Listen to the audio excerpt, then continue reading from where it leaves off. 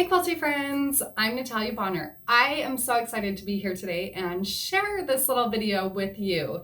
So if you followed me for a while, you know I love quilting, I love sharing. It's just really fun for me. And I hope that you're all learning a lot from the videos that I've been sharing. But today I have created a video that's a little bit different from what you're typically used to seeing from me. Here I'm usually just sharing, just jumping right into the project and showing you what I'm working on. But today I'm actually starting from the very beginning. This is actually going to be a two-part video. So today I'm going to share with you just kind of the basics, showing you, here's a quilt. Here's how I start out. I'm going to show you a little bit of marking on a quilt, loading it on the Longarm machine, getting ready to machine quilt a quilt on a Longarm quilting machine.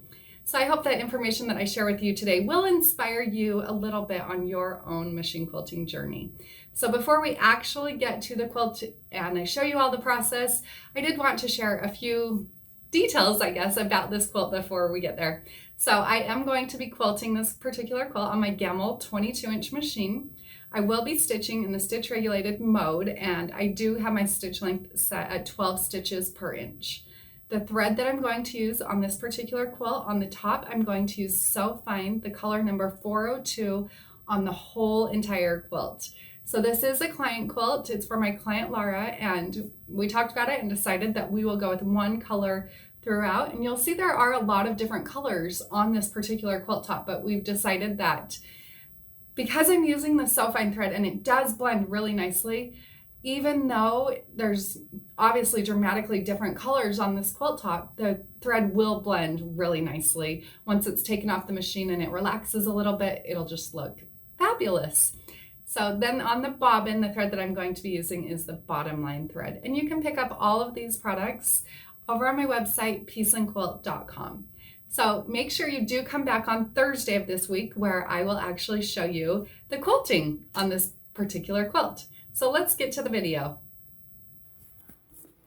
So here is the quilt before I begin any machine quilting at all. Like I mentioned in the introduction, you can see there's a lot of colors going on here, and I am going to use just the one color of thread throughout.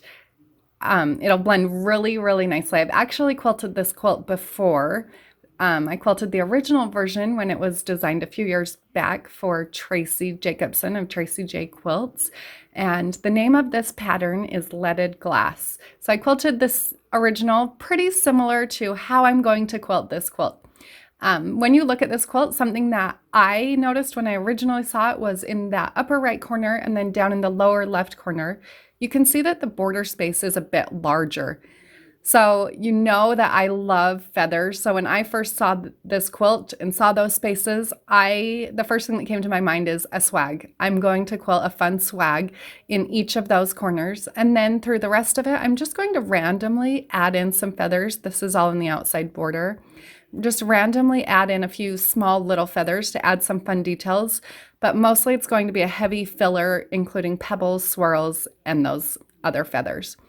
Then throughout each of the blocks on all of the center portions, so the diamond that's created in the centers, I'm going to just do a curved point-to-point motif in each of those. And then in all the remaining sections, of course, I'll stitch in the ditch around everywhere that I can.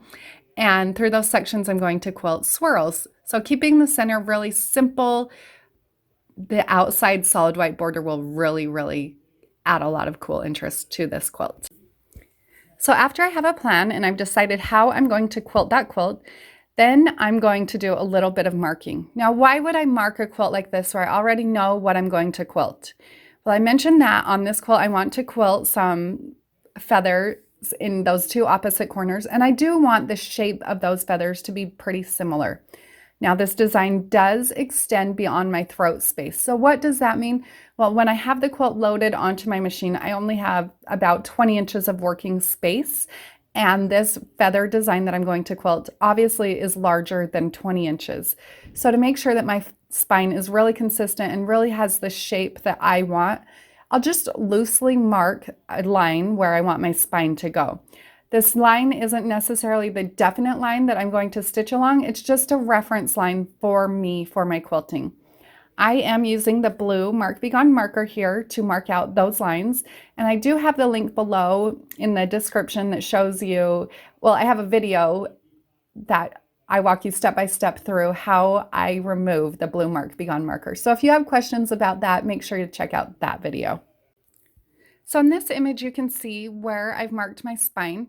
Obviously, you can see it's not perfect. It's not exactly the same. I'm okay with that because that's the intent. That's the look that I'm going for, just kind of a playful looking spine for my feather there. Now that I have my marking done, I've decided a plan for my quilt. I'm going to get my batting ready. So when I cut my batting, I actually do like to lay my batting out on the floor, roll it out.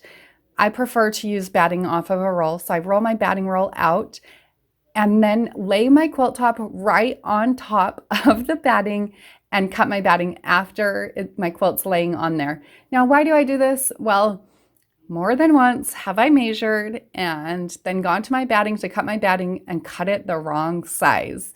Totally my error, nothing that anybody else did wrong. It's something I did wrong. So just to save myself, to make sure that I am always cutting my batting the correct size, I like to lay it on there just for a reassurance. All right, now it's time to start loading it on the Longarm machine. So there are a lot of different ways out there to load a quilt on a Longarm quilting machine.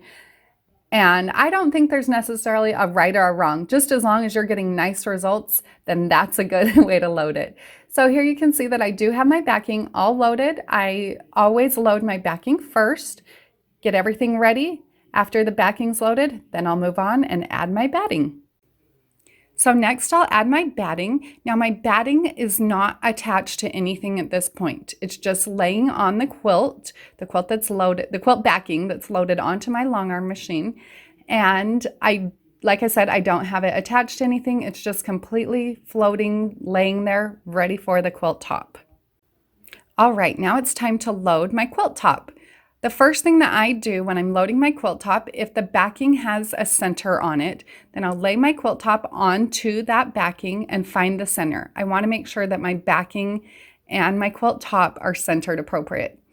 After I've got that centered, I know that everything's exactly how I want it to be, then I will attach it to the frames. I'll pull my bottom leader, so the leader that attaches to the top of the quilt top, I pull it up and then attach my quilt top to that leader. I do not float any quilt tops. It's totally just personal preference, so I always attach them to my leaders.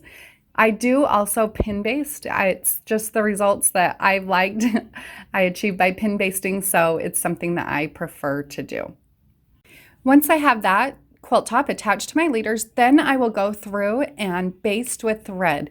So when I'm basting with my thread, now that I've got this attached to my machine, I'm just basting along the top edge of the quilt. I prefer just to run a running stitch across the top, and then I will baste with a longer stitch length along the sides of the quilt. You'll notice here in this photo, the reason that I'm showing you this photo, I do have the spoon foot on my machine still. I'll switch that out before I begin any stitching. I'll switch it out to my ruler foot. But what I wanted you to see here is how I'm holding my fingers. As I'm basting, I do have my channel locks on so that I know the top of my quilt is going to be straight. But then I also hold my fingers like this and glide my fingers along with my foot as I'm basting along the top of the quilt. And I do that just to work anything in that I need to work in. If I need to kind of put a little bit of pressure towards the front or the back, I can work in kind of, if there's any funky things that are happening with the quilt top, by holding my hand like that, I can work in any excess. All right, so now it's time to get quilting. I hope that today's little video showed a little bit of my process and inspired all of you on your own machine quilting journey. Make sure you do stop back here on Thursday, and we will be sharing the rest of this quilt, showing all of the machine quilting. Have a great day, everybody.